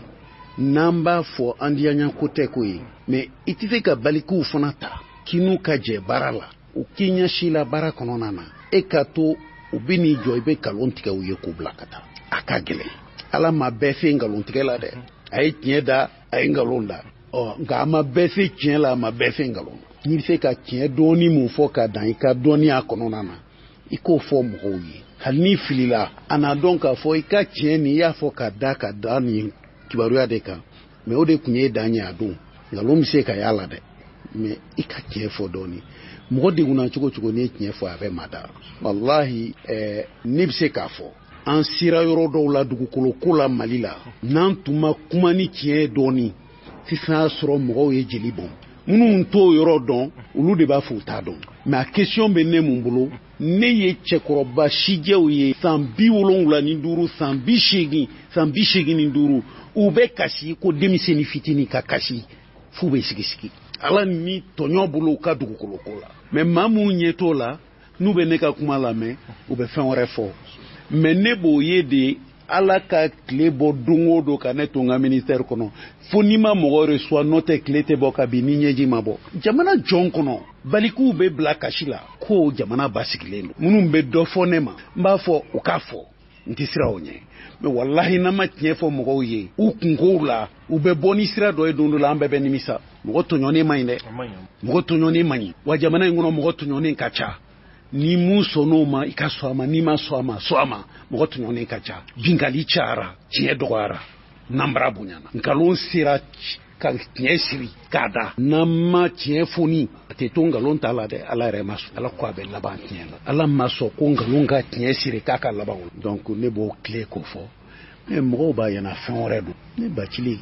kabiri n tɛ minisiri ye ne ye baarakɛyɔrɔ ni mɔgɔ jɛra bɛɛ b'a dɔn n'i ye kuma da ne kɔrɔ n bɛ n ta f'i ye o tɛ bi ye han mɔgɔw ɲɛna minisiriya don o de minnu tɛ n dɔn donc mɔgɔw kana ma filɛ ko ne bɛ ko fɔla bi ko n ye minisiri ou bien ko n bɛ ko kɛla parce que n ye minisiri ye non hali ni ne tɛ minisiriya la n'i ye ɲininka n bɛ n ka kuma f'i ye n b'a f'i ye tan cogo min bɛ segin a kan parce que jamanadenw an bɛɛ k'a ɲini tiɲɛ ka jɔ minnu bɛ tiɲɛli la a siraw ka faamu minnu b'u kɔ dogo fana olu fana ka se k'a faamu kɔdogoli in dan de b'a la hali ni jɔyɔrɔtigiw don u ka dɔn k'a fɔ an bɛ kuma avec responsabilité mais responsabilité tiɲɛ de ye responsabilité fɔlɔ ye nkalon tɛ se ka kɛ responsabilité ye tiɲɛ dɛmɛni o de ye responsabilité ye k'i datugu nkalon kan ko e k'i mada k'i b'o ɲini mɔgɔw fɛ i tɛ responsabilité kɔrɔ dɔn i t'a dɔn wa an bɛ tiɲɛ fɔ ɲɔgɔn ye démocratie ni a dilanna yɔrɔ o yɔrɔ a n'a kɛlɛ de nana u ye mun kɛlɛ jigojugu bingaliw nkalonw u y'o de kɛlɛ ka sɔrɔ k'a fɔ mɔgɔw ka ɲɔgɔn mara ni tiɲɛ ye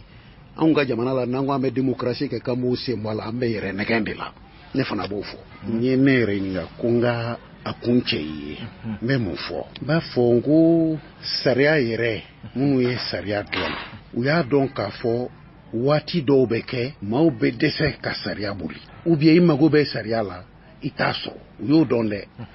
waati bɛ kɛ sariya bɛ dɛsɛ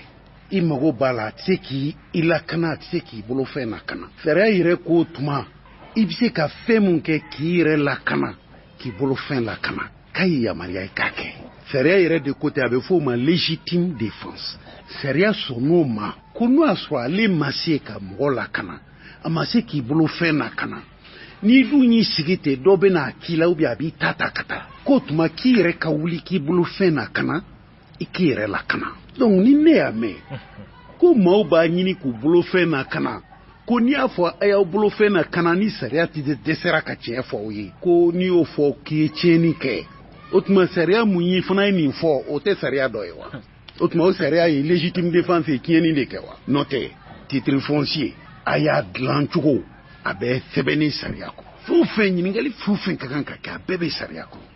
i bɛ se ka taa titre dilan dugu kɔnɔ hectare 100 ni kɔ feere kelen t'a la mɔgɔ mun ɲininkara e ko k'e ye sariya bato e bɛ sariya sɔsɔ ka taa fɛn bɔ o sɔsɔli kɔnɔ ka tila k'o ta ko sariya k'o kɔkɔrɔma don titre foncier in caman y'o de an bɛ sariya sɔsɔ mais an bɛ tila k'a fɔ sariya k'an kɔkɔrɔma don ni papier in kɔni sera ka bɔ dɔrɔn sariya de ka n'i jɔ an kɔfɛ sa o tuma zon ma kɛ sariya bɛ fɛn tiɲɛna de dɛmɛ fɛntigi bɛ bɔnɛ ni mɔgɔ min ko k'i b'o to o cogo la o jamana kɔnɔ ne b'a fɔ e t'i ka responsabilité dɔn walahi i b'i ka responsabilité dɔn i t'o fɔ n b'a fɛ k'o yɔrɔ fɔ k'a jɛya maa si tɛ se ka sɔn i fa dugukolo a ka taa bɔ si la maa fɛ i tɛ mun dɔn a ma deli ka si ka dugu la fo don kelen dɔrɔn dɔ ye papier dɔ d'a ma a nana jɔ e ka dugu kɔnɔ ka kɛnɛ lajɛ u k'a fɔ i ka titre bɛ daminɛ a bɛ ban yan e sigilen bɛ i ɲɛ b'a la a bɛ na dugukolo in ta a b'a bɔsi e la a b'a bɔsi i den na a b'a bɔsi i kɔ la a bɛ taa di a den ma o fana b'a di a den ma e bolo bɛ bɔ a la su ko ni dugusɛjɛ cɛ dɔ ka nkalon ni nanbara ko an ka makun ko ni k'o tigiw ye k'u ka dugukolo défend k'i man kan k'o fɔ ko parce que i ye responsable ye mais ne fana tɛ responsabilité kɔrɔ dɔn irresponsabilité n'a ma sɛmɛ tiɲɛ la ne t'o kɛ responsabilité o tɔgɔ wɛrɛ b'o la ne bɛ da ɲɛ an balimaw nin tun ye ministre Mohamed Ali Bachili ale ka seereyaw ye an b'a jigiya k'a fɔ faamuyaba sɔrɔla ni kunnafoni na n'o tɛ kunnafoni lase sɛbɛn minnu bɛ an bolokɔrɔ bi dɔnkibaruya kɛnɛ kan o kumana lamɛrikɛnw ka jamanatigi a ye kɛlɛtigɛ kuma minnu bɔ a da maa yɛrɛ bɛ se k'a fɔ duguci kuma minnu bɛ a da n'o ye Donald Trump ye a y'a jira k'a fɔ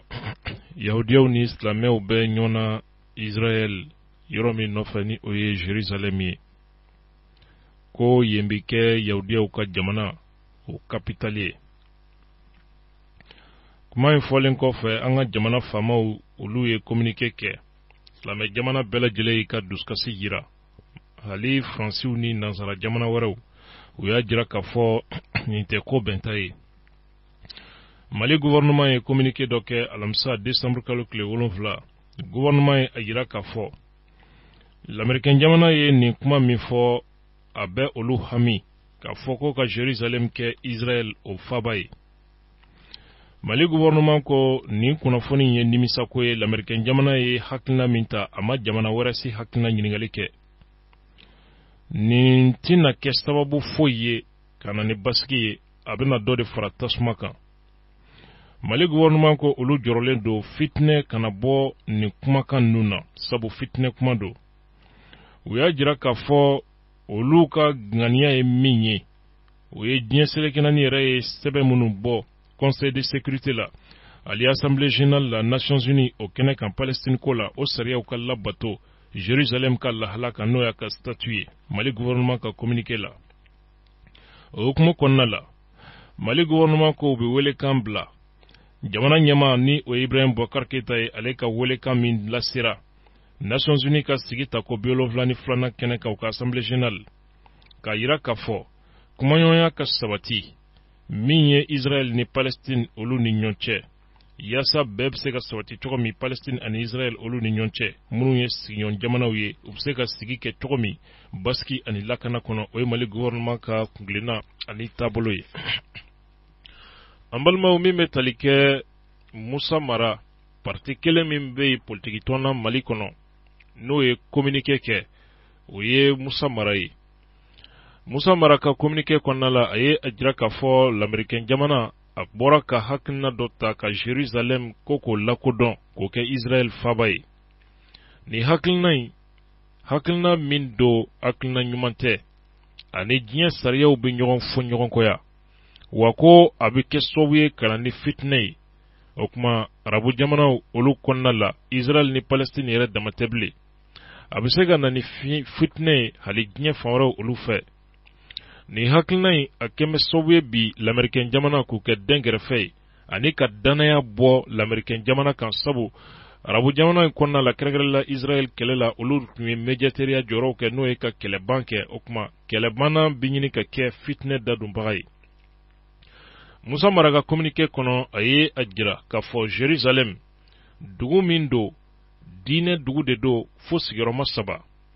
A fɔlɔ ye min ye an yɛrɛ ka diinɛ n'o ye silamɛya ye o ka faba do. N'i ye jateminɛli kɛ alisilamɛya yɛrɛ yɔrɔba 3nan o sigilen bɛ Jérusalem n'o ye Al-Aqsa Misiri ye. O kɔfɛ a yira k'a fɔ o Misiri min ye silamɛw tun bɛ ɲɛsin o yɔrɔ de ma o tun bɛ seli waati min Musa Mara ka communiqué kɔnɔna la. O kuma o yɔrɔ o tɛ se ka ta ten k'o minɛ silamɛw la ka t'o di fanga dɔ ma walima jamana kelen ma o tɛ se ka bɛn cogo si de la. Yɔrɔ in a kan ka kɛ kɛcogo min na a yira k'a fɔ o tɛ se ka ta k'a di diinɛ kelen ma walima kungilenna kelen ma k'a sɔrɔ min ye diinɛ caman ye olu gulonnen do nin yɔrɔ in na o tɛ se ka bɛn cogo si de la. Jérusalem bɛ kimɛ min kɔnɔ n'o ye a ka statut ye. Diɲɛ yɛrɛ sariyaw ye a bila minɛn dɔ kɔnɔ n'o ye Nations Unies ka résolution ye. O résolution de kan ka dantigɛli kɛ ani ka pereperelatigɛ di kɛ kumaɲɔgɔnya Palestine jamanadenw ani Israël jamanadenw olu ni ɲɔgɔn cɛ yaasa u bɛ se ka jateminɛli kɛ cogo min ni jamana in bɛɛ kɛra a dama jamana ye. O kuma sariya bɛ kɛnɛ labila ka se ka jateminɛli kɛ nin bɛɛ lajɛlen la. Sariya min taara Nations Unies na o b'a ɲini sigiɲɔgɔnya ka sabati nin jamana fila ni ɲɔgɔn cɛ lakana ni basiki o kɔnɔna la. A yira k'a fɔ Israël ka sécurité ani min ye diɲɛ yɛrɛ fan dɔw olu ka lakana o tɛ se ka sabati cogo si de la. O kuma fo basiki ka se ka sabati cogo min ni Palestine jamanadenw ye olu tɛ se ka den kɛrɛfɛ o kungilenna kɔnɔna la. An bɛ kimɛ min kɔnɔ sisan wajibi de do min ye silamɛ jama ye u ka jɛ ka fara ɲɔgɔn kan ka kumakan kelen fɔ ani ka kungilenna kelen ta yaasa an balima Palestinikaw ka se ka u dɛmɛ k'u ka hakɛ ka lafasa. A kanunen do bi min ye jamanatigi fɛn fɛn n'o ka hami ye basiki sabatili ye diɲɛ kɔnɔ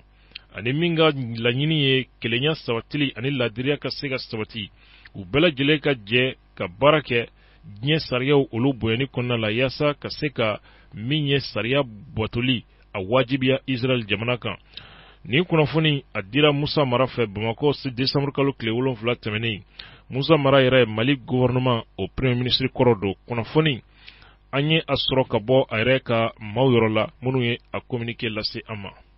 Ye kalan jamana ye anw ka Mali ye silamɛ jamana ye. Bismillahirrahmanirrahim. Anw fɛ Alimadina la an bɛ billetterie kɛ sisan a ka ca san 20 ye taa fan bɛɛ fɛ ka bɔ Bamako ka taa fan bɛɛ fɛ ou bien ka bɔ yɔrɔ wɛrɛ ka taa yɔrɔ o yɔrɔ ka di ye. An bɛ billet dilan i b'an wele par téléphone i b'i ka billet sɔrɔ i bɛna wari sara agence la. Anw fɛ Alimadina na an ni compagnie bɛɛ lajɛlen bɛ baara kɛ ɲɔgɔn fɛ sabula anw agréé don IATA la depuis san 20 an bɛ billet dilan jamana bɛɛ lajɛlen na i n'a fɔ Istanbul, Montréal, Nouakchott, Abidjan o n'a ɲɔgɔnna caman. Halisa an fɛ Alimadina la billet tɛmɛnen kɔfɛ an bɛ western kɛ a kana jɔrɔ tuguni western ko la ko billet jour feere walima banque fermena ay n'anw fɛ an b'a ka bila la toujours western ko la a b'a fɛ ka wari ci walima a b'a fɛ ka wari ta a kana jɔrɔ ay n'anw fɛ hiji ko fana comme a b'a dɔn cogo min o y'an ka baara kɔrɔ ye donc toujours an labɛnnen de hiji ko la ani umra ko san kalo 12 an ka hiji baaraw tɛ jɔ an ka umra baaraw a kana jɔrɔ hiji ko la tuguni a y'a bila Alimadina kan inshallah a bɛna an sɔrɔ yan an labɛnnen ka umma kɔnɔ inshallah. Anw fɛ Alimadina la an ka client bɛ se ka paiement kɛ ni carte de crédit ye an b'u dɛmɛ fɛnɛ fidéliser compagnie aérienne na en même temps an b'u dɛmɛ fɛnɛ ka checking kɛ a la ye a ye wuli dɔrɔn ka se Alimadina la yan an bɛ aw mago ɲɛnabɔ.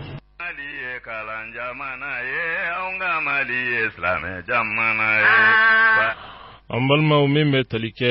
alisameya kunkanko kibaruyaw la an bɔra ka an kɔ don sisan mawulud la. ɲinɛn tan in an bɛ dugawu kɛ silamɛ jamana bɛɛ lajɛlen ye bato minnu kɛra ala k'u jaabi. nka kɔrɔfɔ dɔw olu donna a ko kɔnɔna la. dɔgɔkun tɛmɛnen anw ye a jira k'a fɔ an tulo ma kuma mɛn an da tɛ se ka don a kuma na. sabu jamana in kuma bayɛlɛma ni kow turuli u kan ka kuma lakale cogo cɛjugu sugu bɛɛ la. anw ti don an da don kuma na an ma min mɛn. jamana ɲɛmaa ko ani a ka minisiri ye dantigɛli kɛ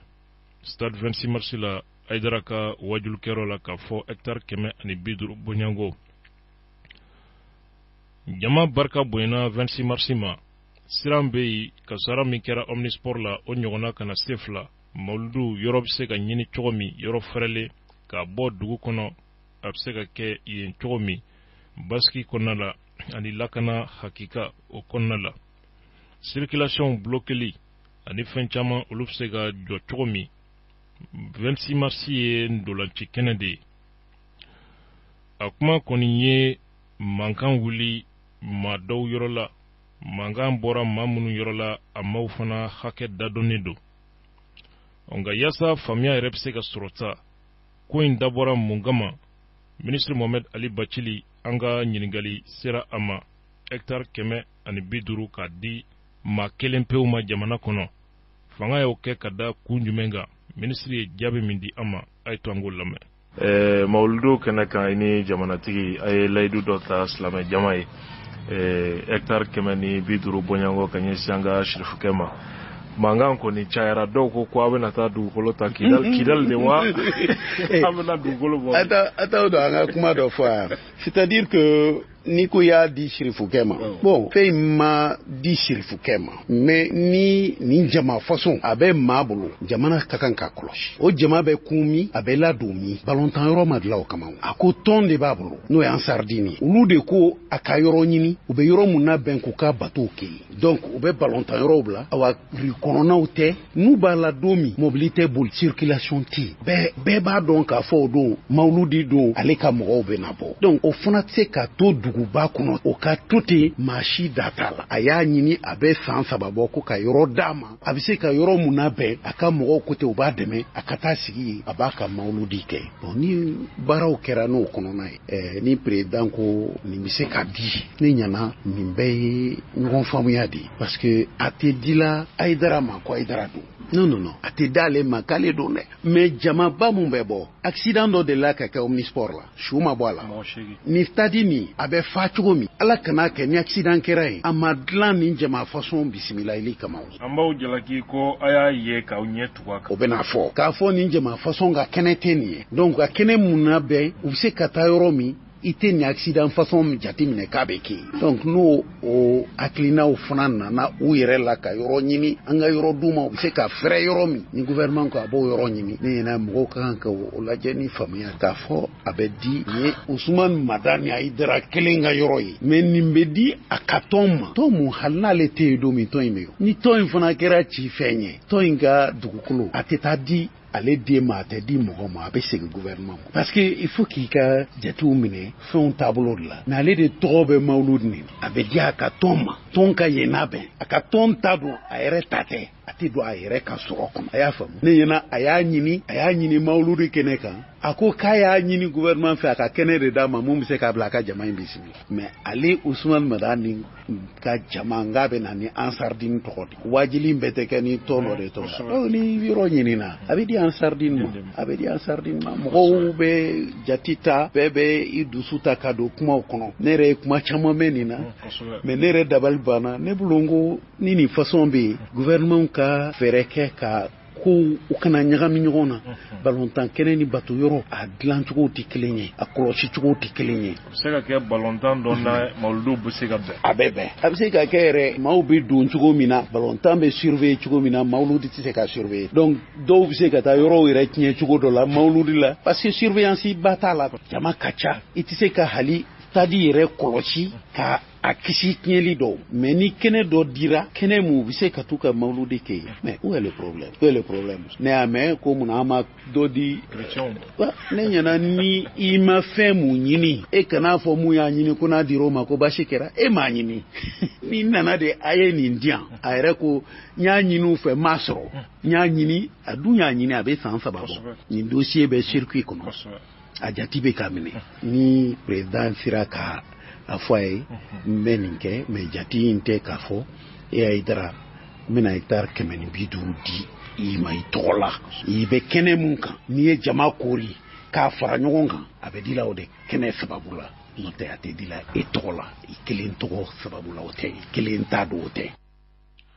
an balimaw nin tun ye ministre Mohamed Ali Bacili ale ka jaabi ye nka min ye Sherif Ousmane Madan Haidara ye kuma in a barika bonyana cogo min jamana in bɛ o cogo fana na a fana y'a kanu hakilina min b'a la ka bɔ ka o ɲɛfɔ a ye min sɔrɔ ka fɔ a ye to an k'an kuloma da. an bɛ an balimakɛ fo a ka ɲininkali la a ye ɲininkali min kɛ hectare 150 in ne t'a yɔrɔ dɔn a ma yira n na Bacili kɔni ko dugukolo b'a bolo ni président ye a yamaru a bɛ se ka 150 di mais yɔrɔ jumɛn a ti fɛn dɔw na cogo min na ne yɛrɛ ti fɛn dɔw na ten mais an k'an ka dugawu kɛ jamana in ye kosɛbɛ ka dugawu kɛ an yɛrɛ ye kosɛbɛ balontan yɔrɔ in ni maa min ye maliyɛn yɛrɛ ye n'i taara mɔgɔw lajɛ i kamana kan ka gan ne t'a dɔn jɔn de bɛ se ka nin ɲɔgɔnna di dugukolo la mɔgɔw bɛ se ka gɛrɛ yɔrɔ min na ka wajuli kɛ ni faamaw tɛ olu de kan ka kɛ mais ne y'a ɲini silamɛ bɛɛ de tɔgɔ la k'a fɔ k'a walawala fana u k'a di silamɛw ma don min na ni mawuludu ni balontan bɛnna a bɛ se ka gɛlɛya jama fana fara cogo min na ala k'an kisi a dɔ kɛra yan jama fara balontanyɔrɔ la mɔgɔ hakɛ min ne tora la ala de b'a hakɛ dɔn bon ni faamaw k'u bɛ nin di ne ka droit don maliyɛn bɛɛ ka droit don n'o gɛlɛyara jamana min denw ma ni min fa t'a la o ba b'a la ni i somɔgɔ dɔ kɔni b'a la n'o de kɛra gɛlɛma ye ne m'a papiye minɛ fɔlɔ ne ka président y'o de fɔ n ye a ko an ka jɛ nin kɔ ni yɔrɔ bɛ sɔrɔ miliyari a b'a k'a la mais an jɛni a kɔ a bɛ ne yɛrɛ dekun tɛ yɔrɔ sɔrɔ baliya ye dekun ye mun bɛ taa fɔ ne faso ma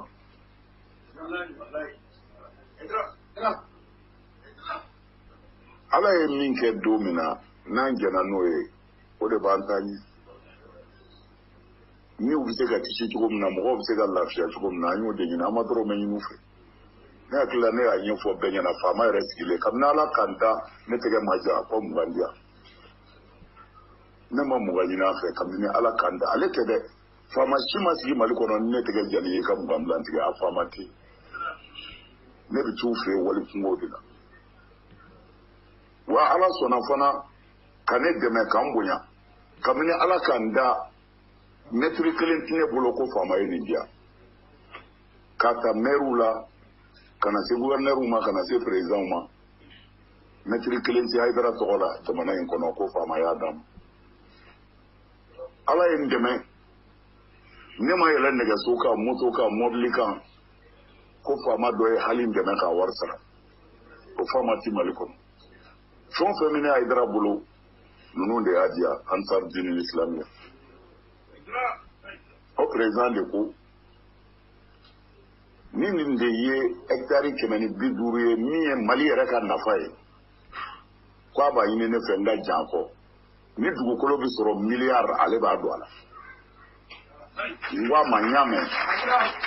mɛ n tɛ se k'a fɔ n jɛn'a kɔ fɔlɔ fanga ye n bonya n'a ye bonya sara ye bonya de ye n'o tɛ ne tɛ taa si a kɔnɔ n den tɛ si a kɔnɔ maliyɛnw de bɛ taa jɛrɛ ye ni sariya bɛ jamana min na ni mɔgɔ min b'i yɛrɛ kalama ni adamadenw ye nin ye cogo in na i kan ka miiri ni fɛn fɔlɔ min u bɛ kisi cogo di n b'a fɔ an balimakɛ ye ko ne ma yɔrɔ ye fɔlɔ a ma yira n na a ko ma fɔ n ye ala sago a sago. an balimaw nin tun ye sirifukɛ Serif Usman Madani Hayidara ale ka ɲɛfɔli ye nin ko in na an b'a jigiya k'a fɔ faamuya sɔrɔla kɔrɔfɔw la. Kalan jamana ye anw ka Mali ye silamɛ jamana ye farafinna bɛɛ la Mali de tɔmɔna hijira ka Mali ko ɲuman dɔn. An ka Mali ye kalan jamana ye anw ka Mali ye silamɛ jamana ye farafinna bɛɛ la Mali de tɔmɔna hijira ka Mali ko ɲuman dɔn. An ka Mali ye kalan jamana ye anw ka Mali ye silamɛ jamana ye farafinna bɛɛ la Mali de tɔmɔna hijira ka Mali ko ɲuman dɔn. An ka Mali ye kalan jamana ye. An balimaw kunnafoni lase sɛbɛn min bɛ yen n'an ko a ma ko l'indépendant o ye a jira k'a fɔ Tombouctou cakɛyɔrɔ min bɛ yen n'o bɛ wele ko Huawei olu ka baarakɛla 5 ko u ye olu bɔnɛ u ni na a yera k'a fɔ ni maa 5 su de yera Maliden 3 bɛ u la Burkina jamanaden 1 ani Togo jamanaden 1 sibiri tɛmɛnen u su yera Janke yɔrɔ min na a yɔrɔ ni Janke cɛ kilomètre 8 bonyango Tombouctou région kɔnɔna la Malineti ka kunnafoni dilen na ninnu ye entreprise dɔ de baarakɛlaw ye n'o bɛ wele ko entreprise Huawei o ka baara ɲɛsin bɛ téléphone siraw olu sigili de ma n'o ye installation de la fibre optique ye ninnu taara jumadon tilese kunjɛ tɛmɛnen kɔfɛ u kɛlen kɔfɛ ka nɛgɛjuru dɔw labɛn o kuma min ni bandiw nana o nɛgɛjuru yɛrɛ ka dankari yen na ka ninnu minɛ ka taa n'u ye ka kɛɲɛ ni kunnafoni sɔrɔ yɔrɔw ka ɲɛfɔli ye marifatigi jɛkulu dɔ k'a tun ye kangarida kɛ a bɛ tile damadɔ bɔ k'a fɔ k'a t'a fɛ ka entreprise ye Tombouctou région kɔnɔna la k'u bɛna baara kɛ ni entreprise in u ka nin baarakɛla ninnu u bɛna ne kɔfɛ ka taa n'u ye u taara u bɔnɛ u ni na o kuma minnu tun bɛ ka fibre optique n'o ye nɛgɛjuru siraw sigi sen kan ka taa n'a ye fo Tombouctou kunnafoni an ye nin sɔrɔ sɛbɛn min kɔnɔ an ko a ma ko l'indépendant. An jamana ye anw ka Mali ye silamɛ jamana ye. An balimaw i b'a ye k'a fɔ ni laɲini tɛ dɔwɛrɛ ye ka se ka baara fɛn fɛn bɛ se ka na ni yiriwa ye k'o baaraw bɛɛ lajɛlen lasegin kɔ ka développement baaraw lasegin kɔ entreprise min do la jamana min ka entreprise do n'i ye mɔmɔni kɛ i bɛ taa sɔrɔ ni chinois jamana ka entreprise tɛ i b'a sɔrɔ bolofara wɛrɛ o entreprise do terrorisme ko o ye a gundo dɔw ye a yera bi k'a fɔ nazara jamanaw fɛ k'a fɔ chinois bɛ ka marchew bɛɛ lajɛlen minɛ farafinna kɔnɔ o terrorisme kuma dɔw la o ka kɛlɛ bɛ ɲɛsin chinois olu bɛ se ka farafinna bila cogo min k'u ka entreprisew dɛsɛ ka baara kɛ ka tiɲɛni dɔw kunna a n'a ɲɔgɔnna caman wɛrɛ nin kan ka maa bila ka hakili jagabɔ kɛ dɔɔni ka se ka faamuyali kɛ Mali yɛrɛ dɔrɔn tɛ bilen yɔrɔ caman do diɲɛ bɛ nin cogo la ko in bɛ anw yɛrɛ minnu ka jamana kɔnɔ hali bi anw ma se k'a faamuya terrorisme ko ye fɛn min ye an balimaw kunnafoni dɔw bɛ sen na ka lase an ma nka kunnafoni minnu do anw ka diɲɛ kɛra cogo min ye sisan anw bɛ siran kibaruya dili ɲɛ a yira k'a fɔ kibaruya dɔ bɛ Bamakɔ suguba kɔnɔna la kibaruya duman tɛ nka anw na tila ka bɔ ka a ɲɛɲini sabu maa tɛ maa dala kuma minɛ bilen jamana kɔnɔ o fana kɛra damako ye nin bɛna dansigi bi kunnafoni na an bɛ sanga kelen di mangutu tigilamaw ma an bɛ ɲɔgɔn bila insha Allah. لبيك فأنت المعتمد. fɛnɲumani b'a yɛrɛ feere agence alimadina a wulila diliko la hiji ani imura labɛncogo ɲuman o de bɛ ani tɔw bɔ ɲɔgɔn na. aw b'a fɛ ka taa min hiji la wa aw b'a fɛ ka taa seli an kuntigi Muhammad sallallahu alaihi wasallam ale ka misiri sanuma in kɔnɔ wa aw b'a fɛ ka kaaba munumunu lafiya ani a ɲɛdɔn kɔnɔna na wa aw b'a fɛ ka taa Mina, Musdalifa, Jamirat ani o n'a ɲɔgɔnna wɛrɛw la wa a y'o ko bɛɛ lajɛlen to agence alimadina mɔ. agence alimadina ale b'i sɔnni sigi fɛn min ka san o san hiji ɲɛdɔnbaw ka dɔ fara olu ka ɲɛdɔn kan maa minnu y'a kɛbaw ye olu fana ka se ka faamuyali sɔrɔ. agence alimadina ɲina ka bɛn hijiden ta hakɛ mɔ u kɛmɛ ka labɛn bɛɛ lajɛlen tigɛ walasa aw ka se ka lafiya hiji kɛ yɔrɔ kelen kelen bɛɛ lajɛlen la. alimadina saga n'a ka waati bɛɛ lajɛlen la a bɛ kunnafoni jɔnjɔ di aw ma aw ka se ka hiji faamu wa ni aw sera kɛ yɔrɔ la aw ka se ka lafiya k'aw ka dugawu kɛ a kana kɛ degun kɔnɔna la. alimadina u ko k'u bɛ dugawu kɛ mali hijiden bɛɛ lajɛlen ye mali silamɛ bɛɛ lajɛlen ala k'a se ani k'a dɔn a musaka nɔgɔya an bɛɛ lajɛlen ka se ka taa silamɛya jɔsen 5nan baaraw kɛ ni o y'i k'a dɔn hiji ye. alimadina a y'aw hakili to wuli kuma dɔ ka fisa ni i sen ka di ye maa hakɛ min ni olu kan ka ta olu damadɔnnen don. ni aw bɛ fɛ ka alimadina sɔrɔ a ye nɛgɛjuru ta k'a ci 20 23 22 06 76 44 42 11 66 85 99 92. alimadina waati bɛɛ lajɛlen ka kɛ aw sago ani aw dɔngɔ ye. لبيك إلهي jamana ye anw ka Mali Islamɛ jamana ye farafinna bɛɛ la Mali de tɔmɔna hijira ka Mali ko ɲuman dɔn.